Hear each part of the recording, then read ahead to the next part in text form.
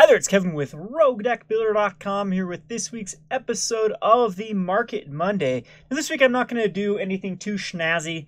Just going to point and shoot and talk about a few topics, give my top 5 picks of the week, talk about Card Sphere, and once again with the EDH rec with the upcoming commanders, or actually the commanders that were released out of the Hour of Devastation, to see if there's still some cards that haven't quite spiked up. So we're seeing a very similar effect with the Hour of Devastation, particularly the Locust God and the Scarab God, spiking the prices of cards. With the Scarab God, we saw a huge price spike in Training Grounds.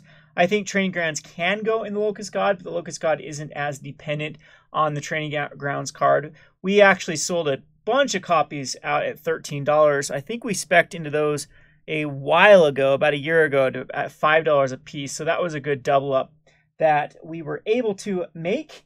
And we're going to look for other opportunities like that, that maybe there are some cards that are really lagging behind. If anything is a good example of these type of cards lagging behind, it was definitely the Hepatra from the Amonkhet. You saw the obvious choices that go in the deck spike very, very quickly, and then it took a while that you still even see, every couple of weeks you'll see a card just out of some obscure set that deals with -1/-1 counters just go crazy in price, and it's just because the supply is finally being outstretched from the demand of the Hepatra deck. So I think we're going to see very similar effects with both the Locust God and the Scarab God, and I would even put the Scorpion God out of the equation. Also, the Sphinx God, or the Unesh, the Sphinx Legendary, as well as the Neheb for the kind of like this burn-based red deck. I'll show you that. I actually built it and played it at on Saturday we do a commander tournament, and I played Neheb. And you can do some, really feels like Skithrix the Blight Dragon. You can definitely one-shot a player quite easily, and you can also kill everyone in one turn. You get some crazy ramp with the deck. Even cards like anything that deals damage to all players then adds just a ton of mana, and you can do some crazy things with it. But anyway, we'll go over those, and then again I'll end with the top 5 picks that I am specking into currently this week. So if you're interested in the 100 ticket challenge, you may have noticed that my YouTube channel haven't been doing much on it lately. I've taken a little bit of a break. Went on a big camping trip and came back so exhausted. I was physically exhausted for almost an entire week. It was really hard to even get motivated to do anything. Probably a little bit of I think I didn't sleep the couple days before, just things getting interrupted, and then on the camping trip, it rained on us, plus Scout, my dog, threw up on me in the middle of the night, so I got no sleep, and it was like a 10-mile hike into the camping site and then a long hike out. So I was exhausted, and I'm just barely finally getting my bearings back, and yep, so that's why we didn't have a Market Monday last week, and that's where I've kind of been blah. So anyway, let's get right to it. Oh, I was talking about the 100-ticket challenge on MTGO. Also, there really hasn't been any good opportunity to sell. We were up to 140 at one point. Now we're back to break even, which kind of sucks because the MTGO market is so weird. I'll do an entire video on that coming up shortly. I don't know. If I do have anything good to talk about, anything pertinent to talk about, I'll keep doing that. Those videos are unlisted. You'll just have to find the playlist for the 100-ticket challenge. All right, so let's get right into it. So the first thing I do want to talk about is you can see that Mine Moil and Coastal Piracy, I only bought 1 copy of each. Now I'm really kicking myself. I bought these out both for like pennies, like 50 cents each for Coastal Piracy and Mine Moil, because I just needed it for the Locust God deck. I actually had a deck tech for the Locust God up and just about ready to publish, and then I searched YouTube and there was like 5 bazillion Locust God commander decks, and then they were very similar to what I was doing, and I just decided to scrap it. So you can see those have gone crazy though in the past few days, and this is definitely because of the Locust God. We also see Consecrated Sphinx have some movement, and we saw Lich Lord of Unks as well as Training Grounds have a lot of movement from the Scarab God. Now again, Neheb and the Scorpion God, we'll look at those in a second here, but let's just go over to the Locust God and see if there's anything else that has the opportunity to go up in value. So you can see, sorry about having this cut off a little bit here, trying to position everything the best for the views without having to do much editing. But you can see the one big one is Biden of Thassa is very similar to Coastal Piracy. In fact, it's a little bit better because it can force creatures your opponents to control to attack, but they're very similar. I guess Artifact, this can get hit by Artifact Hate, whereas Coastal Piracy only can get hit by Enchantment Hate. I mean, this can get hit by both. Ashnod Altar, it has some pretty good combos with the Locust God as well. And then Arjun, the Shifting Flame, is very, very similar to Mind Moil. So you can see these are kind of the big cards in the Locust God deck. And the one that I do think has the most potential for movement is going to be the Biden of Thassa. So if we come back over here and see where Biden of Thassa is, it did have a promo printing and a Commander 2015 printing. So it does have a lot of supply out there, and it might take a long time for this to outstretch. If we actually go over here and check on EDH Rec, it does have some significant amount of play, even in other decks. Edric, of course, probably wants this. Let's see what other top commanders are in here. Derevi, Azuri, Edric, Tauren, Thassa. So any creature-based deck in blue that wants to go kind of a go wide, draw card type strategy, then Biden of Thassa is used in those particular decks. Any sort of enchantment-based deck, I'm sure, or artifact-based deck too. I've had it in an artifact commander. Probably does want the Biden of Thassa. So I think it's kind of a smart investment for the long term, except it already has had that printing. And you never know. A lot of times Wizards, they just, if they print it once, you can expect it being printed twice, 3 times, 4 times, like crazy. They kind of get stuck in their own. Everyone has their own pet cards, and Wizards seems to not be inoculated from that sort of effect either. Because I'm telling you, these sets that are coming out, the Commander 2017 as well as the Iconic Masters, which we're going to talk about probably next week or coming down the road for Iconic Masters, of what cards I think are going to be in that set. But I'm expecting a lot of reprints from Modern Masters or Eternal Masters being reprinted again in the Iconics. So anyway, so that's probably the one card from the Locust God that I think has the best to go up. Purphoros has had a lot of movement lately too. It's gone up from 12 to like 15. And Arjun's still pretty low, but this was a very, very highly open commander deck. This was the blue-red draw, or it was the Mizzet deck, and I know that it just flew off the shelves, and so there's a lot of supply out there. If you go down here, you can find some other cards. It's very similar to Niv-Mizzet, the Firemind, and this is a very popular commander as well, and so Locust God is finally starting to outstretch some of the supply from these particular decks. I'm wondering why a lot of these decks don't run a pet card of mine called Burning Inquiry, which I think works very well for this particular deck. But the best thing to do is just really scroll down these lists. And Molten Psyche was another one I was thinking of pulling the trigger on. I do have one in a cart that I do need for not this deck, but for the Nahab deck. It's really, really good in Nahab. But anyway, I think that is a very decent strategy because we did see the Mind Moil and the Coastal Piracy get outstripped from the supply, and it's just a matter of time before some of these that are used just as much also follow suit. So the problem with the Scarab God is a lot more versatile of ways to build it. The Locust God's pretty, everyone's going to use very similar cards. Now, I play the Locust God a little bit differently than people. I don't run a lot of the anything that pumps their toughness. I don't run because Skull Clamp is so good in the deck that you don't want to be able to de-synergize the Skull Clamp. And of course, these are my top 2 finishers: the Impact Tremors, the Purphoros, Skull Clamp, and a card called Mana Echoes that I use in my particular deck. But anyway, there's what I'm trying to say is there's a few different ways to build the deck, but all in all, it's all about drawing cards, and so there's going to be a ton of overlap. The Scarab God, people are going Zombie Tribal, yawn, and then there's also people going Reanimator, there's also people going Mill, and so it's going to be, there's a lot more diverse cards that can go in that deck, and so it's not going to have the same outstretching the supply as this particular deck does. Now, Nahab is pretty interesting too because it might be a little bit of a sleeper. I had a lot of fun playing this card, and the idea of Nahab is to do a lot of cards that do damage to all of your opponents, and then you generate a ton of mana, and then whatever you want to do with that mana, whether it be a cast a big spell, cast an Eldrazi, that's your own prerogative. But the cards you do want to run are cards like Price of Progress, cards like Sizzle or Flame Rift, because they do ramp you the best.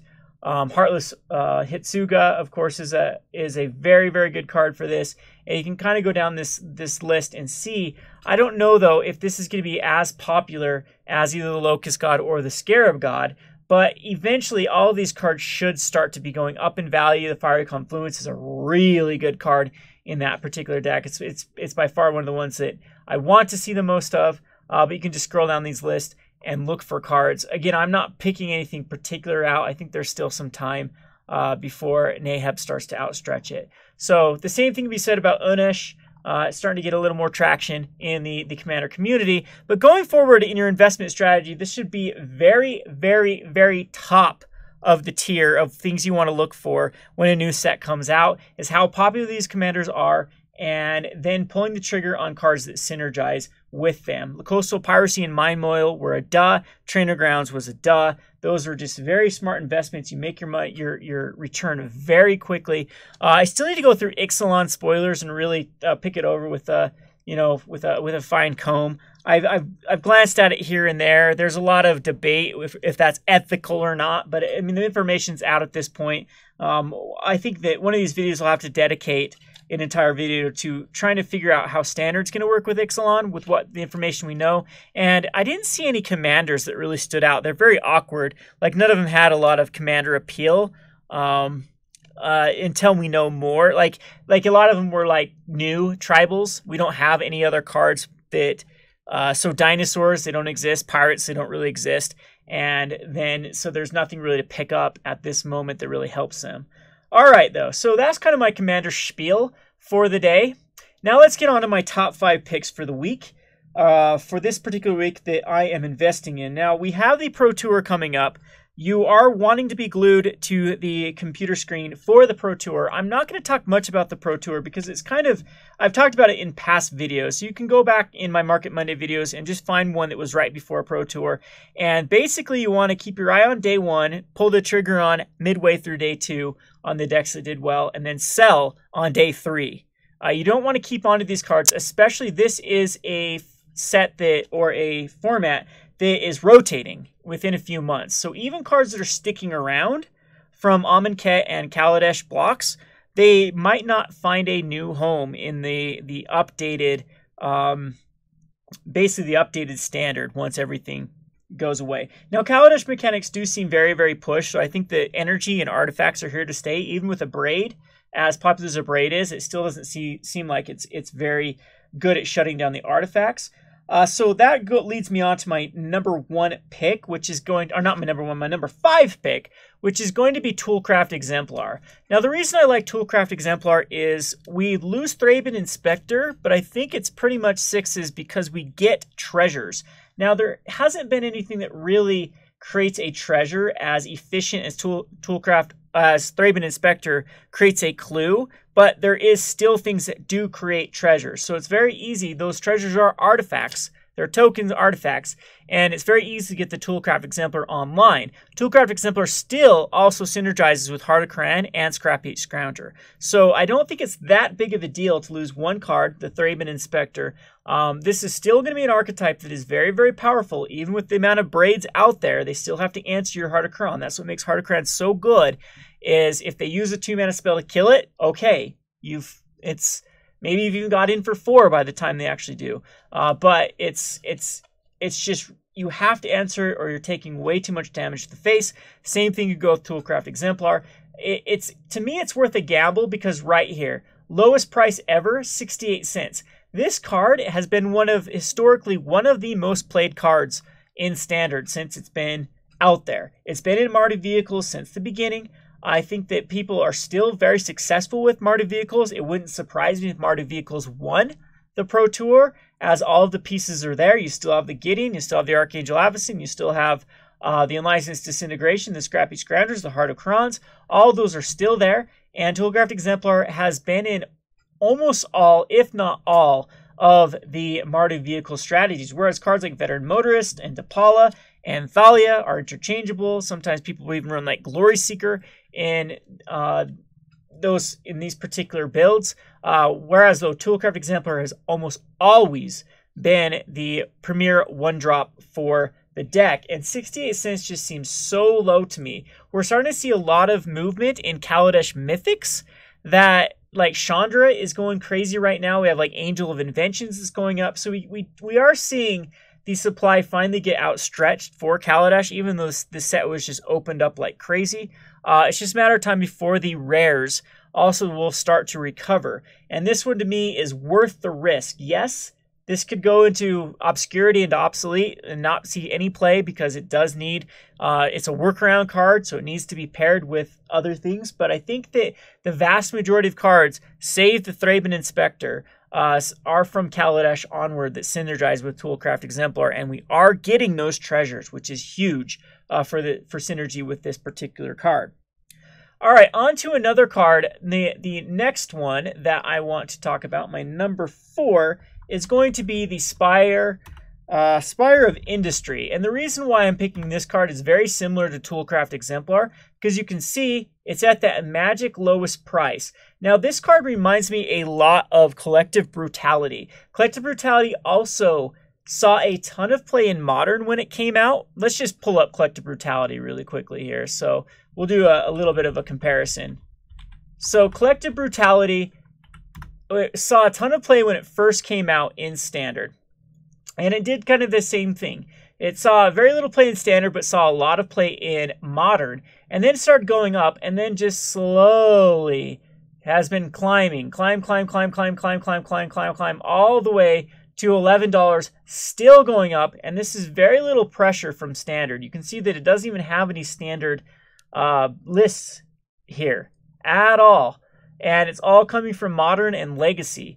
And if we go over to Spire of Industry, the trajectory is a little bit different, even though we have a lot more price range on here. I mean, that's kind of the same price range as here to here, as this is from all the way from here to here. So it's gone, it started off about $5, went down, didn't see Standard play. This got picked up because Affinity started playing it. And now it's gone all the way down to $3.23, which is basically the lowest price that it's ever been. And what I really like about this too is right here. It's in a set called Eighth Revolt. It is a second set, not a first set. And it sees play as a 3 to 4 of in most Affinity builds. And most Affinities actually like it over the Glimmer Void. In fact, Glimmer Void in this particular list, the one that we just clicked on, not even there. Affinity is one of the most successful decks of Modern of all times. It's had a lot of top 8 finishes. It's been there since the beginning. It is something that, if it's not hated out, can just take over, and it can completely, if people are not running Artifact Hate, this deck can completely just run the table. And that's why Stony Silence is such an expensive card. That's why other cards that deal with artifacts have been expensive cards in the past, as Affinity is a very, very potent deck in the Modern format. So a card like Spire of Industry, which is down to $3 a piece, I think it's at its bottom. I don't foresee it going down any lower than the $3 because of all of the Affinity decks, especially if we get another Mox Opal printing in Iconic Masters, which I think is pretty likely. I don't know how many of the Opals. In fact, you never even know though if these Opal, like the Moxes, might end up being in. How many of them are on the reserve list? I know that, of course, the original are, but is the Chrome? No, that one's from, or the one that's out of one of the older sets. I don't know if it's on the reserve list or not, but you never know when those are going to be. I guess it already was an invention, though, the Mox Opal, wasn't it? Didn't we have a Mox Opal? We'll check it. Yes, it was. Okay. So a Kaladesh invention, but I think that this one is due for a reprint. And as soon as that one gets reprint, Affinity will have, that's really like keeping back some people from getting into the Affinity, is the price of Mox Opals. And once Mox Opal goes back down, then people will get right back in. Arcbound Ravager and the Mox Opal are definitely the cards that keep it back. And what people do like about Affinity, though, is the mana base is pretty low comparison to other things. Blinkmoth Nexus is another good target to start investing in, by the way. I don't think that this would be a bad investment. It's quite close to its all-time low at 475, 415. Yep, this this card also is starting to have the trajectory we like to see. So I think Spire of Industry is going to hold pretty closely to Blinkmoth Nexus, and they're going to start going up a little bit of a time. I don't think we're going to see a lot of price spikes in either of these, and then eventually the supply will outstretch the demand. All right, the next one I want to talk about, and this is the last card in Standard that I want to talk about, and this one is very similar to Toolcraft Exemplar, except the risk I don't think is there because this card has proven itself again and again and again. And this is the Scrap Heat Scrounger. Scrap Heat Scrounger is close, very, very close. It's only the pre-sale price of this card, or right around the pre-sale price of the card at its lowest. And it did spike up. It's had a couple of these spikes because this is after it's done very, very well at Pro Tours. And you can see that $1.83, I think this is the end. I don't think it can go any lower than $1.83 for a card that has seen so much. It's been the #1 card played in Standard from time to time. I think right now it still is close. It's top 5. Let's check it out. Let's go to Format Staples and look at Standard creatures and see where we're at. Yep, top 5. It is number 4. Scrap Heat Scrounger has seen play in even green-black energy at times because it just keeps recurring. Of course, it sees play in Mardu vehicles. It sees play in red-black artifacts. It even sees play in mono-red. They splash specifically for the Scrap Heat Scrounger. It has a lot of synergy with Unlicensed Disintegration, which is one of the most powerful cards in the format. It, again, has that great synergy with Toolcraft Exemplar. It seems to be one of the perfect cards right now. A 3/2 for 2 mana, very aggressive. I've actually built a deck with it with Claim to Fame. In Standard, it's actually a rotation-proof deck with just mono red, well, splashing black for just Claim to Fame and Unlicensed Disintegration. And it's a very, very potent deck. You can get when the Scrap Heat Scrounger goes to graveyard, you can actually claim it back and then use the Fame portion to give it +2/+0 in haste. And that is just a very, very potent threat. And it just keeps on coming. It's miserable. We do have Magma Spray to kind of have a bit of a game plan against the Scrap Heat Scrounger. But a lot of times you have to use Magma Spray on another card, and the second Scrap Heat Scrounger, the third Scrap Heat Scrounger, becomes a renewable resource. And I think a lot of people are going to go away from a lot of the graveyard hate once Prized Amalgam goes out of the format. So Scrap Heap is a card, too, that flirts in Modern from now and again. It's not quite there for Modern, but I've seen it played in Modern before. And I think that $1.83 is just the smart time to get in this. This is where I start to like to invest in the non-rotating set, is the last Pro Tour before rotation, because then when rotation happens, you inevitably see spikes in all of the staple cards from the oldest set, and Kaladesh will be the oldest set. So I still don't like investing in Amonkhet or Hour of Devastation because they're still being opened. There are none of these being opened whatsoever anymore. This is not being drafted. People aren't buying it off the shelves. When I have customers come in, they're always buying the latest set or close to the latest set. And Kaladesh is just something people are bored of, and they ignore the packs completely. And this is a perfect pickup for a double up. This should be a 3 to 5. Just for reference, look at this guy. Tireless Tracker is a perfect example of Shadows of Innistrad. It had this kind of, it went down. Second set of, so this is very similar right here. Second set went up, so it doubled in value from the $4.5 to $9. And then, of course, just this is the anticipation sell-off here, which happens to rotating cards. So the same thing I think will happen with Scrap Heat Scrounger. It's hit its bottom, it will start to go back up, and once it hits that, I would say the double up, I'd say the $4 to $5 range is where you'll begin to sell it off, and that should hit quite soon. It should hit, yeah, I would say at the release of next set, if it hits a tier 1 deck, that it should spike up, and that's probably the time to be selling that particular card. Alrighty, so on to my next pick. This is kind of a pick for the Commander, and it is because I like sets. We talked about rotating sets. Well, I think it's about time that the not this rotation, but the previous rotation, the commander cards start to spike up in value. And one of the cards that I like a lot, I did like a lot of cards from Khans of Tarkir onward, but a lot of them actually even got reprinted as early as 2016 Commander. Cards like Hardened Scales, that card got reprinted. Well, here's a card that's very, very tough to reprint because the power level is just really high. And a lot of times Wizards they're very uneasy about reprinting these, even in Commander. It's banned in a multitude of formats. Banned in Modern, it's banned in Legacy, restricted in Vintage, I can't remember if it's not, but this is Dig Through Time. Dig Through Time is now at its all-time low, I would say, in a while. So it had this like huge price spike. This was because of the Frontier hype, because it's being played tons in Frontier. And it gone down. This also, a lot of times people will spec into Dig Through Time. Like here was a little spec because they thought it was going to be unbanned in Modern. I don't foresee this card ever being unbanned in Modern. It's just too powerful for what it does. But I think that $1.75 is the right place to start investing in Dig Through Time. Again, you don't need to invest right at $1.80. I'll show you that in a second with how I invest in cards.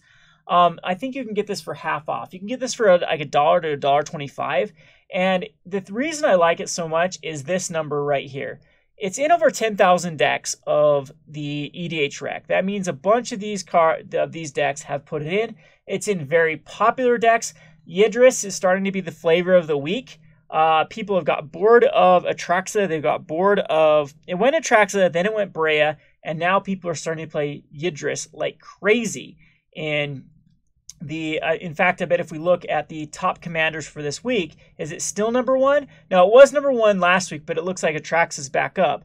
But it's outpacing Brea now for amount of people that are putting decks on the places where EDHREX gets their data from. So people are starting to really see how powerful Yidris is. It could easily go in Atraxa, but you can see that it's in like Narset, which is a very, very popular commander. Tasker, extremely popular. Oloro, very, very popular commander.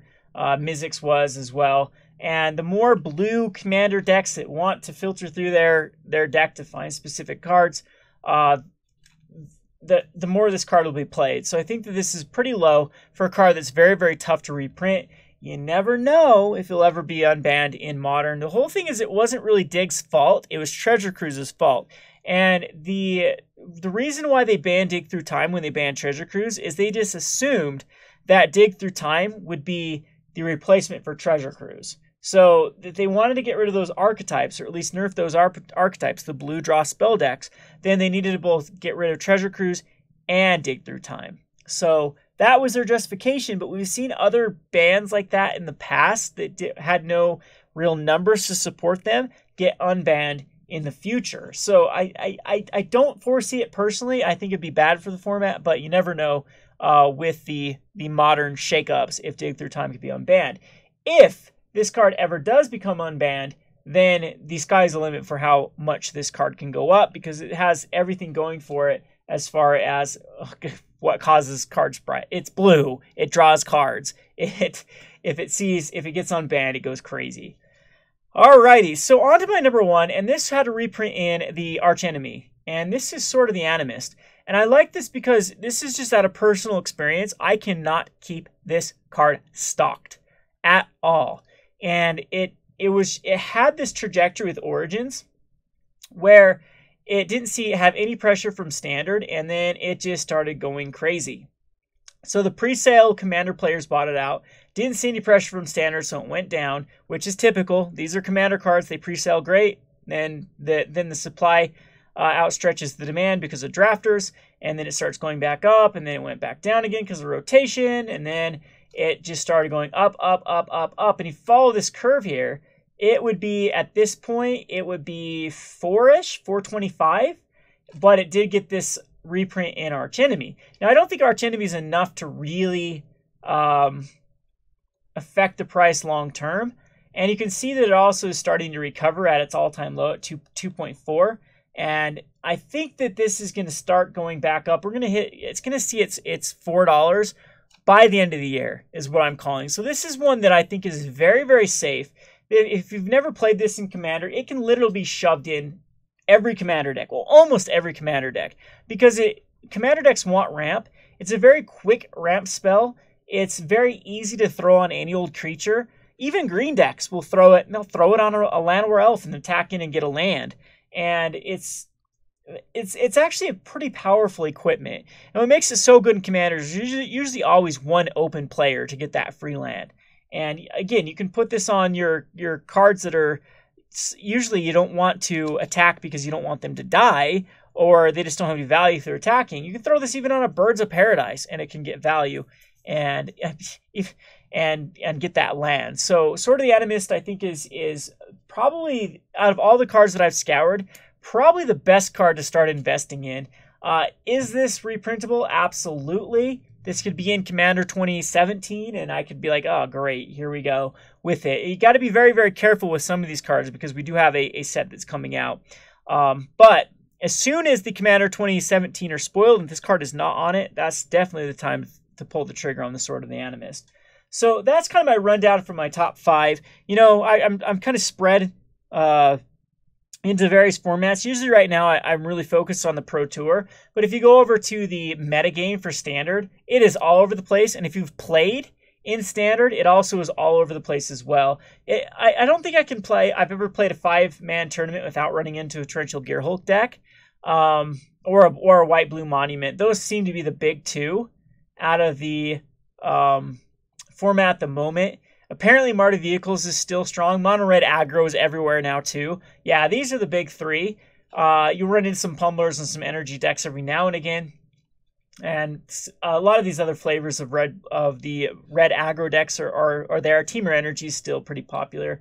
The data isn't really solving the format, or this lack of data isn't really doing anything. You can see that we're still getting plenty. Even 2 Marty Vehicles made the list here. But we still have a lot of these Star City games to go off of, and it does look like there's a lot of aggro out there at the moment for the Pro Tour, and a lot of the card pieces are rotating from the various or they're just very established archetypes that I don't foresee a lot of movement, or I don't see a lot of breakout decks before the Pro Tour. I think it's going to be kind of the wild, wild west for the Pro Tour. I actually think that a Mardu Vehicles, or kind of that red-black Heart of Karen deck, are going to be the breakout decks. Not really the breakout, just the return of, just because Chandra and Gideon are still insanely good in the meta, and they basically have game against all of the decks. They're great versus Mono Red Aggro, they're great versus Monument decks, they're great versus Torrential Gearhulk decks. And a lot of times these pros, they'll just play it safe. They'll play the 55% deck, the deck that's just good all around. And in my opinion, that's still, even with the amount of braids out there, that's still hard to cram. But there's just not a lot of information out there for me to pull the trigger. The Prize Amalgam decks could still be a breakout. We still have a lot of broken Delirium-based strategies and stuff like that from the Eldritch Moon and the Shadows of Innistrad.